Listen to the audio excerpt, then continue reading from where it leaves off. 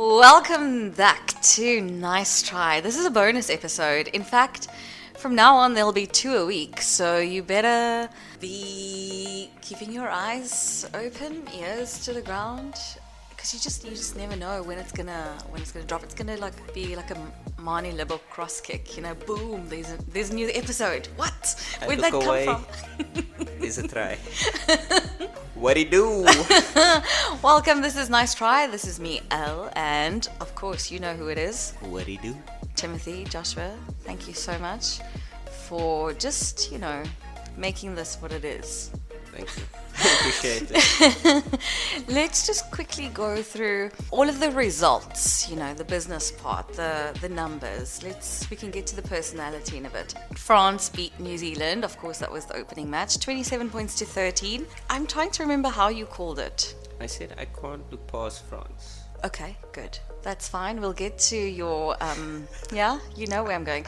Italy beat Namibia 52-8. I thought Namibia might do a little more. Definitely. I thought with someone like Tian Swanepoel, maybe keep it tight, kick over these penalties, but Italy are seemingly legit. Also on Saturday, Ireland-Romania, the biggest one of the weekend. By biggest, I just mean the biggest margin, the most overwhelming victory. They are world number ones, and they showed that. 82 points to 8. I'm sure Romania would have liked that game to finish in a very few early minutes. Shame. Romania's next match is the Springboks. How you go from shellacking to shellacking? Is it going to be a cricket score? I'm not sure, but the Springbok team is a bit more attacking, so it definitely could be something that's quite ugly. Yeah, I'm looking forward to seeing who that team will be made up of, and that will of course be in our preview episode, which comes later this week. Australia, Georgia, it's respectable, 35-15. Come on, Georgia. I heard Eddie Jones call it one of the great victories of Australian rugby, so I'm not sure what to think about that. I think Georgia, just watching the game, Georgia had plenty of opportunities to make it a bit closer. Yeah, World Cup, there's pressure, and I guess we can also talk about this ball, maybe. But we'll continue with the scores. We'll get there. And then this one. Tell me, what does crow taste like? Because those were your words in the preview episode where you said, I will eat crow if England comes out on top. Yeah, that was actually, and that was how you sounded as well. England 27-10 over Argentina. I must say this is my disappointment for the weekend. And I'm going to call it an upset as well. Yeah, I mean, such a frustrating game to watch. Oh, my word. A 14-man England, by the way, which just rubs salt in my prognosticating wounds, but it is what it is. We'll talk about it later. Not much, because it really wasn't the opposite of, a celebration of the game. It was just a so Google poor. review. It was. My mother taught me, if you've got nothing good to say, say nothing. I get you. It was that. And then this one was cute. Japan, Chile, 42-12. Welcome, Chile. Yes, welcome. It's nice to see some enterprising and attacking play. So usually you see the new boys get smoked, and Chile actually, put up their hand. Well done. And of course, South Africa, Scotland, 18 points to 3. Only 3. Again, what was it? Finn Russell scoring 3. That's it. I don't mean this is the halftime score. This is full time. 3. Well, it was the halftime score. So Oh. What can we say? Never bet against a python. Oh, nice callback there. And finally, my match of the weekend. It was the one I was looking forward to most. And it was, for me, this was a celebration. This was a celebration of rugby. This was a celebration of the game. This was everything that's good, but then it was also everything that's wrong. Slightly bigger beat. For me, this was also an upset because I was devastated. My heart hurt. Look, yeah, the final play, really, what a way to end that awesome game of rugby. Lovely way to end the week. So yeah, happy from a neutral's point of view. Yeah, so that score for you was 32 points to 26 in the favor of the Welsh, Dan Biggar's Welsh.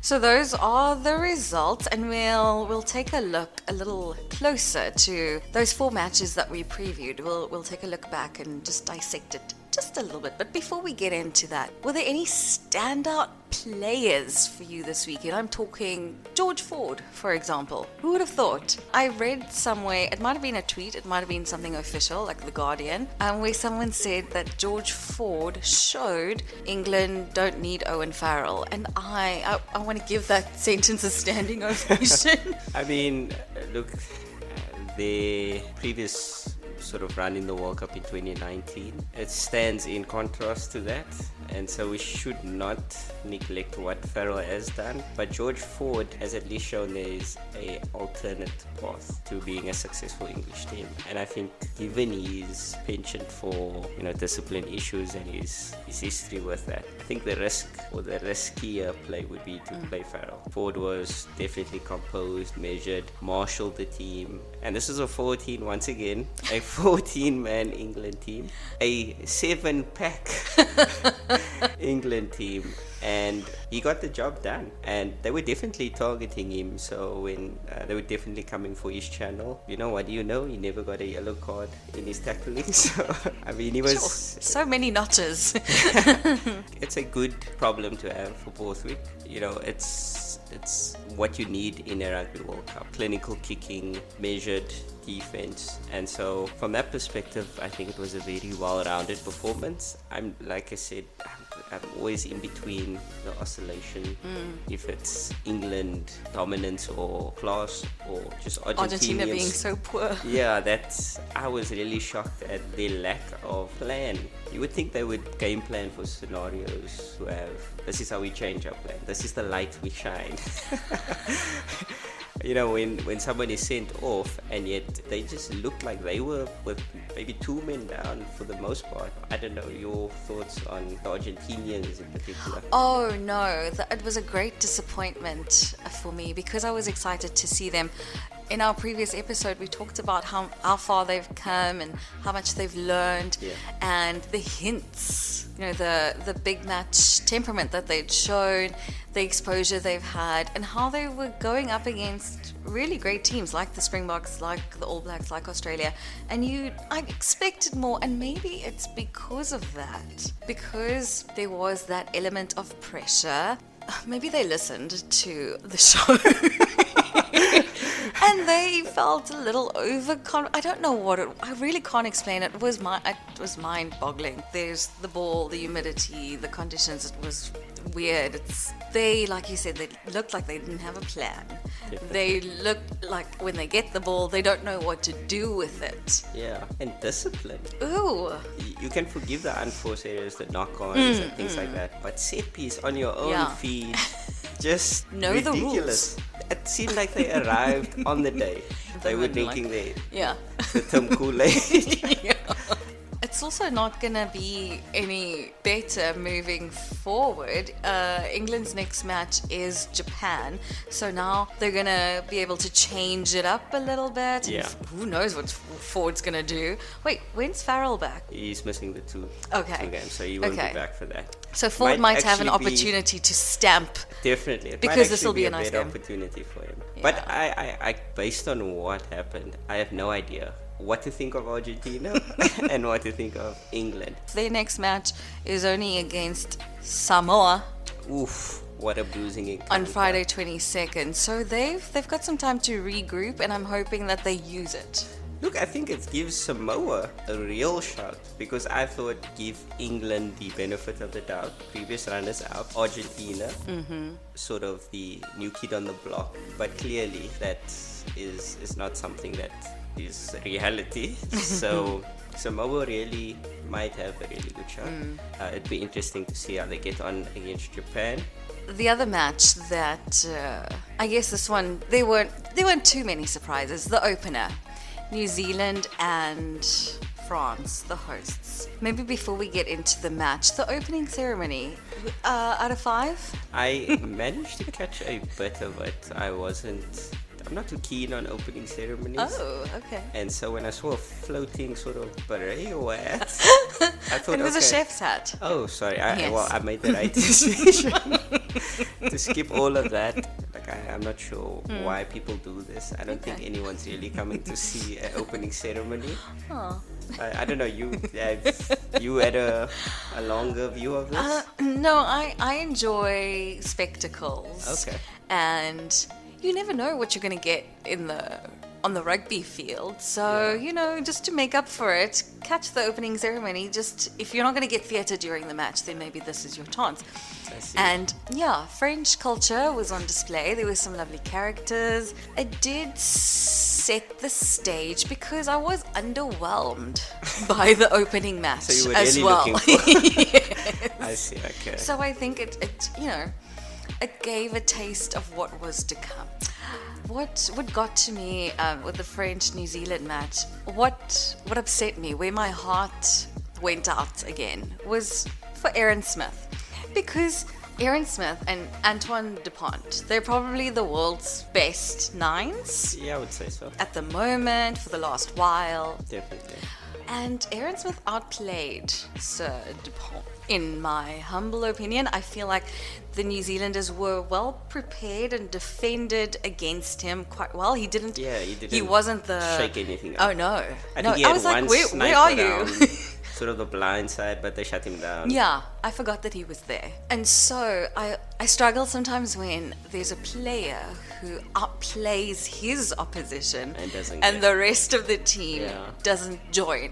Well, interesting that you say that. Who would you say had the better game between Jelly Bear and Moanga? Because I think Moanga Moanga was defensively, also quite good, he was really yes. good, but Yes. offensively, I think the kicking, Yeah. New Zealand's kicking game was But terrible. I wasn't expecting that at all. I was expecting a tight match, but I wasn't expecting something resembling Wales South Africa semi-final. Definitely. It was very cagey. New Zealand didn't know if they were coming or going. So many sort of standing, looking around to see who, Yes. must you catch this ball? Yes. Must I catch it? Again, similar to Argentina, and oh my goodness, when have we ever said that? They looked like they didn't know what to do with it. Will Jordan, every time he got the ball, he looked like it was a hot potato. Like, oh no, who can Yeah. I give this to? Definitely. It was, at first I thought, oh, nerves. Oh, pressure. But then it was just like, This New Zealand guys have no. caps under their belts. I mean, Sam Whitelock. Sam's got 200. yeah, probably World Cup caps. Yeah. So I don't think it can be nerves. They started well as well. Surely that settles the nerves. Oh, yes, Will to yeah. And then they just wilted. Like it just it wasn't anything that typical New Zealand going to break you down. Once we start off hard. I Yeah. mean, you saw what they did to us in Oh, Auckland. yes, yes. I thought we would see the same. Yes, thing. especially scoring So so early. quickly. Breaking the I line. thought, oh no, this is it. It's over. Definitely. But then also set pieces. What are we doing? And they came back in the second half and did it again. And Exactly. you thought, okay, it's Here we on. go. Yes. And then again, like you said, wilted. That's actually the perfect expression for it. Wah, Because wah, they did. wah. They did. That silver fern went. Sure. Could it have been something to do with Sam Cane being. That late change could have. I think it's more his replacement. Dupont is not really a. Oh, shame. Sort He of- didn't do badly. He's not the same. But then again, the standard. yeah, he's not the same sort of Yeah. enforcer. And I think take anything you want from Sam Cane. That is, he brings that that living on the edge. So the same like McCall, the same like Reed. Surveyors obviously of that ilk. But he needs a running partner. He needs a Jerome kind of. Oh, yes. Did you see his face? No. Because he was there. Oh, okay. He I had, didn't see him. he was going grey. I don't think he recognized Sure. what was happening on the field. Yeah, I think France dominated them, the pack especially. Aldrit just had his way with them. And I think we were going to touch about it. I think we can bring it up now. The ball. They lost a few opportunities with Yeah. handling errors. And handling errors, I mean, we'll cover the Fiji game. Fiji and New Zealand do not have handling errors. No. And so I think They have magnets. yeah, I think there's something definitely. I was waiting to see what the Springboks did, and we had a few errors, especially in contact. Yeah. And I'm going to see what this translates to in terms of tackle technique, because you see guys aiming for the ball now. Yeah. It seems like it's quite easy to get it. dislodge. Yeah, which would be good for South Africa and your set pieces. And so I'm not sure where that leaves New Zealand, because France were fairly comfortable, won a few penalties on their own scrum, and their line-out performed really well. No challenge. I don't think they had any challenge. Look, Retallick is coming back. He made his appearance, so that is definitely going to help them. You don't want to count New Zealand out, but the signs are not great. They are getting Ethan Blackadder, which is that sort of doggy character. I like to call people dogs, but I think people that watch rugby definitely know what I'm talking. So I think they've got a few easy games, build up that confidence, and I mean that's most likely a Springbok opposition. We'll watch them with a keen eye. Even if they play better, the floor was so low. I think the Springboks will still. Actually, let me stop. No, please, because the flying Fijians, they were on the Welsh line. They were camped out there. Yeah. And warning after warning after warning after warning. Sir Matthew Carley. Counter attack. Just one phase. I think he said it's because it was cynical, which I think is fair. Because it was a maul that he brought down. Okay. It was going to be a try scoring opportunity. The only thing is, I think it's strange, like you said, camping. And how many warnings? So then, isn't everything cynical if you're not playing by the law? Okay, I see your point. Although Carly had the same thing with the Springboks, camping, and then Scott Barrett, middle of the field, and then he sends him off. Oh. So maybe it's a Carlianism. It's not a Wales. Okay, there we go. Thing. Okay. Yeah. Okay, that's good, because their next ref, when Fiji take on Australia, he's Welsh as well. I was a little disappointed in those kinds of moments. Yeah, I'm not saying that is why they lost. Yeah. Because there was that disallowed try with the late one where Lavanya the double Pop, movement. Yeah. Yes. That could have, had they finished that off properly, no problem. And also, of course, the final play. Yeah. Also missed conversions. As yes. Well. And the penalty, I think they missed early on. Yes. I'm not sure why Fiji's going for posts. Yeah, I'm sure they were like, can we not do a 3-point play where we just run over someone? How about that? We'll start from our own tent. Yeah, because there was a time. Who was it where they didn't want to take scrum penalties anymore? They were like, but they also didn't want to take lineouts either. They were like, we don't know what to do. Probably both. History would dictate that it's a Pacific Island nation.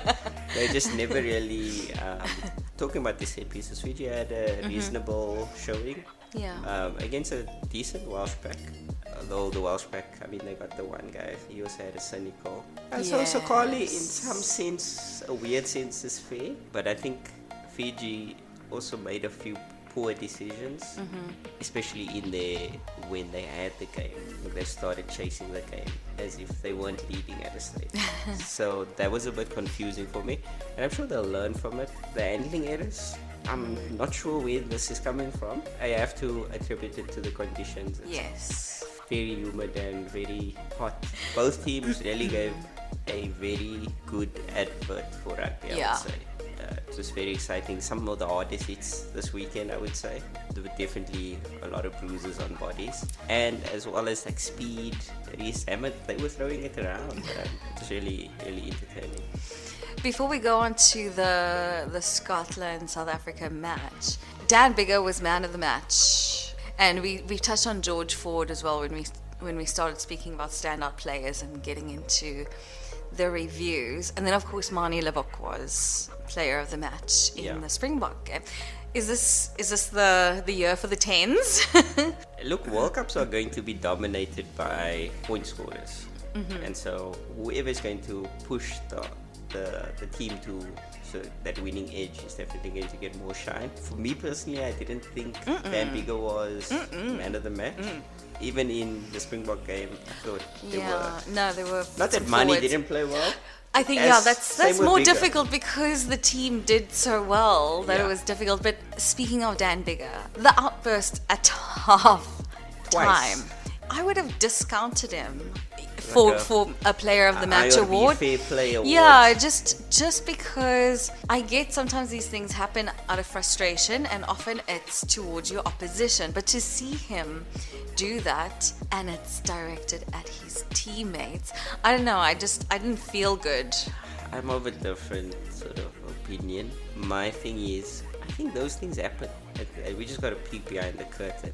Okay. You can say there's more responsibility on his shoulders being the captain. And I think he definitely recognized it. I don't know if you saw his face after the camera followed him. And he looked like he wanted to run away like a little boy.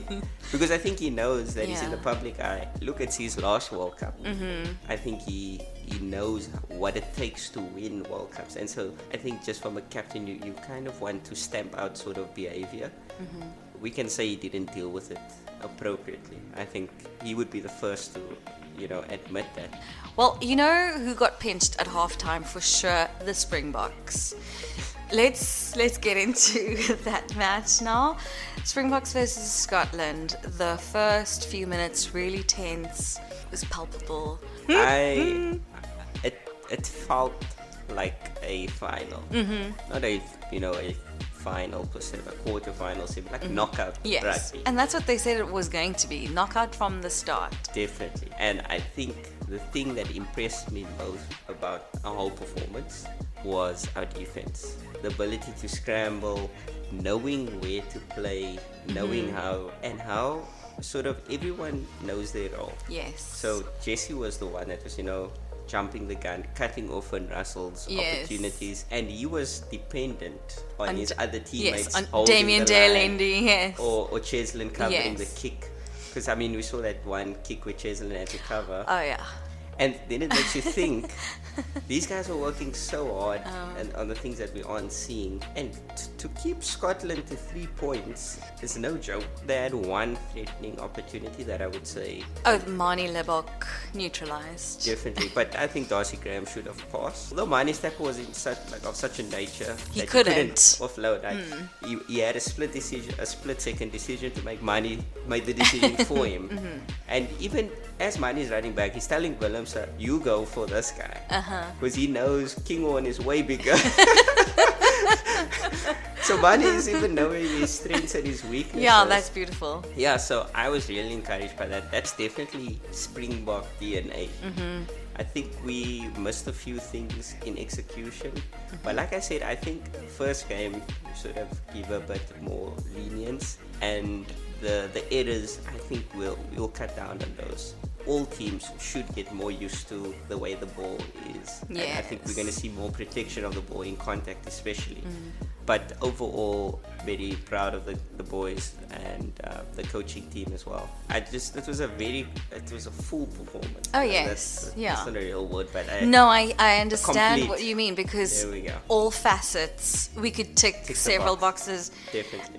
as we went. And I think we were, as worried as we were, and watching the Supersport coverage, Franz Steyn was talking about how nervous he was ahead of the match. But then he also said, he looks at the team sheet and he goes, is this guy really better than ours? Is this guy really better? And then he was like, okay, no, I feel okay now. And that said, I think this was a great game because they were tough enough for us to cut our teeth, just to really bring something. But then also we were ahead enough to neutralize and go, we are the reigning champions. And I've been hearing that more than defending champions, and I must say I like it. Yeah. Reigning champions. It feels better than defending champions. Yeah, defending is a bit Because of it's a lost. negative posture. Yes. The reigning means they are as dominant as they were. And I think, yes. we definitely are as dominant, maybe even more so. And we've got sort of a different dynamic now with Mani, like the kick. Really, No, there are no What can words. we It's say? fine. It's Let's fine. just There are leave no this words. There a are few no seconds words. here. There are A no moment words. of silence. Thank you. I actually saw it in my head because I have to watch it over. I don't even need the try. I just Yeah, want the kick. I want his definitely. face. That angle where it's like pitch level and he's looking at the defender. Definitely. Yes, I enjoyed that. It's just so exciting. People were asking either the first or the second kick, the one that was like 5 meters in our own half, No, that was. and we went for it. Yeah. Why? Yeah, so that's sort of when people look at Mane's kicking stats, it doesn't tell the full story. Mm-hmm. It seems Mane is a man of confidence. It's like, oh, do we have a penalty? Yeah, I'll take it, sure. 60 meters. Yeah. Yeah, that's fine. Yeah. I only have 60 seconds. I need 60 seconds. Because, I mean, the way the man takes his time, I think maybe, the Springboks are known to sort of want strategic break, shall we say. And there's always a huddle taking place while Mane is kicking. So I'm Yes. sure there was some message that was being sent. So maybe it was something like that. If Mane gets it, great. If he doesn't, we got what we wanted Yeah. out of it. I think just watching the post-match interview with Sia. There's confidence in Mane as well. Oh, captain, my captain. Yeah. And I'm sure that will do wonders for Mane because he is having this. I'm not sure how much of a media blackout the Springboks have. I'm sure they do manage that for their players. But to even hear it from your captain, and it wasn't even a question. He just like, well, let me talk about Yes. that. Put some respect on my name, type of buzz. And so I think that will do him wonders. Look, he had I would say a complete game outside of the kicking. Obviously, kicking is a big contributing factor for a fly-off, surely. But his in-play kicking, Oh I yes. think a few times maybe should have kept the ball when we had attacking platforms. But those things can work out when they do work out. That's great. And so I think the decision making was for the most part, on par and what we expect from a Springbok fly-off. Yes. So I'm very happy with his performance. We still have options. It's not a done deal. Be interesting to see because he has played now what I would say consistently, and I think they need to manage that as well. Yes. He's also won every match that he started. So So that's that as well. Also by a nice Impressive. comfortable margin. Yes. I think only the Argentina one in yeah, the 1 point. 1 point yeah. victory. But other than that, I think it's 5+. And that's a testament. Any other standout performance? Yes, please, because he was player of the match, and I think it's really difficult to choose a player of the match when the team is so outstanding. For me, Franco Mostert Yeah. was quite phenomenal because I know his position, there's a lot of work that we don't see, Definitely. but I saw him, and he was a menace. Most he tackles was played as well. he comes flying over different people to make that tackle, and then he Definitely. gets up and tackles again. Yeah. Speaking of Cheslin does the Cheslin, same. yeah, He'll just take 3 people in one go. There was like a period where he just got up, tackled the guy. I was like, wow. It's like, what? Is this a dance mat on the floor? Twister. Yeah. Jasper Visser, I know he didn't play the full match, but in the scrum, I miss Dwayne just because he's so graceful at the back of the scrum, which is weird because it's a scrum. Yeah. You also don't miss him because Jasper. Different. Maybe if he played the whole match, they would have given it to him, but he was standout for me as well because Andre Esterhazen is so strong and has done so well. Damien used this as an opportunity to go, remember me. Yes. So he for me was great as He's well. got his body imprint on some of those Scottish players. Yeah. The amount of meters he made after contact, really, really impressive. And people don't, maybe it's not, obviously, when you're watching the game, it's not something that you're paying attention to, but it's fine to make a tackle, but it's also who you tackling, And Damien's tackling like big boys. It's not just fly-by-nights, And I think maybe that's why Dan Bigger was a bit upset because every single Fijian attack went down his channel. And I remember he knew he was being targeted. And so when guys are starting to play around, he's like, don't give them the ball. Please. I need you. a rest. I need an rest. ice bath. But Damien also really standout performance. Attacking, Damien's he's not relying on his guile. So when he messes up in those areas, I think he had two opportunities where he could have made a better decision. The rest of his game was brilliant. Yeah. I wouldn't change it for anything. And I think the coaches know that. I just think of his try in the World Cup, in the previous World Cup. We ran over like 6 people. Esterhuizen's got that, but I'm not sure if Esterhuizen has that defensive nous, and especially the systematic approach. 100%. Yes. Damien's been in the system. He knows it in and out. Yeah, he knows He's where to obviously be. missing his partner. And we actually saw Lukhanyo in the Supersport studio, which means he is in South Africa, not in France. So that was disheartening, but also, we've been preparing for this. It's a quick flight. It's part of... It's a quick flight. Yeah, someone who will be missing out though, and thankfully it's not too serious. Even Etzbeth, when he went off, I thought it was blood pressure related because after the brawl, his eyes popped. He will be out with a shoulder injury. I don't think he was ever going to play against Romania, was he? Definitely not. I don't think we casting our pearls. That would be before rude. the swine. No. No offense, Romania. Sorry. Nice kit. They've got a nice kit. Yeah, definitely. Satisfied, you said it was a full performance. It's lots to celebrate, but also, and this is something the person I was watching with picked up. He was like, we don't celebrate that much. Yeah. So I think there's definite focus. What does Mario Balotelli say?